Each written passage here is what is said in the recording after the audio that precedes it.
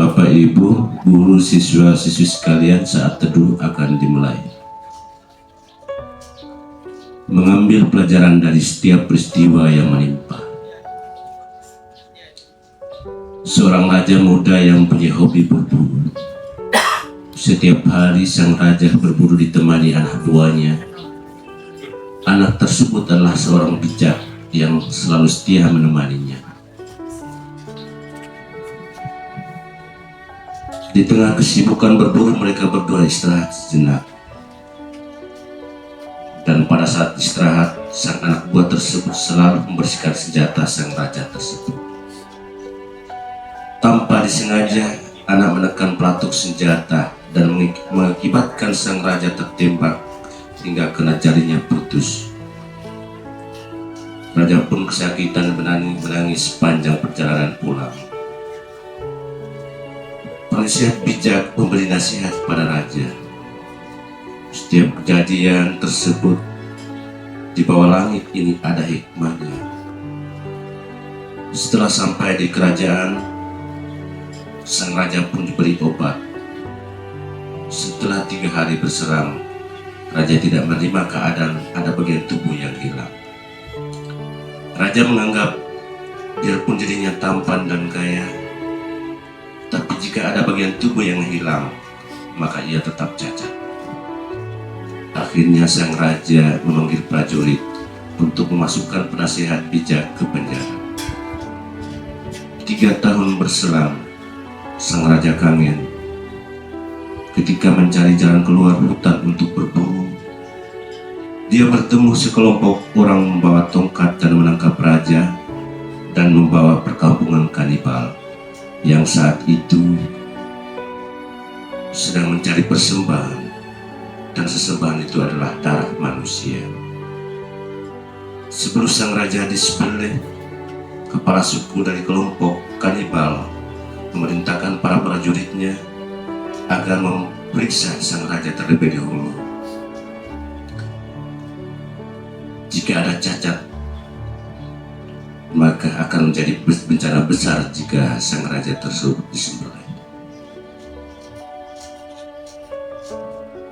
Orang dan para prajurit pun memeriksa dan ternyata menemukan sang raja ada jari tangan yang terputus.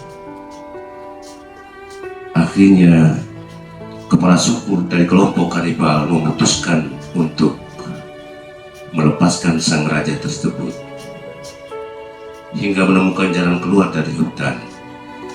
Sesampainya di kerajaan, sang raja memberikan perintah kepada prajurit untuk mengeluarkan penasihat bijak yang dulu dipenjarakan. Hai penasihat bijak, ternyata apa yang kukatakan itu benar. Jika jari saya tidak putus akibat tembakan waktu itu, maka saya menjadi tumbal persembahan para kanibal di hutan.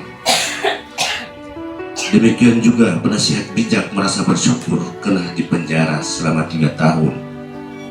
Raja pun heran, kenapa Anda bersyukur? Seandainya aku tidak dipenjarakan, maka saya pasti akan berburu dengan sang raja. Maka akulah menjadi tumbal dari kelompok kanibal tersebut. Bapak, Ibu guru, adik-adikku sekalian, hikmah yang dapat kita ambil dari kisah ini adalah peningkatan kesabaran. Musibah yang menjadi ujian kesabaran, dengan sabar menghadapi agar bisa mengubah ketangguhan mental dan emosional. Penguatan iman, musibah yang memperkuatkan iman kepada Tuhan atau keyakinan kita pada setiap sesuatu yang lebih besar daripada diri sendiri. Menghargai kehidupan.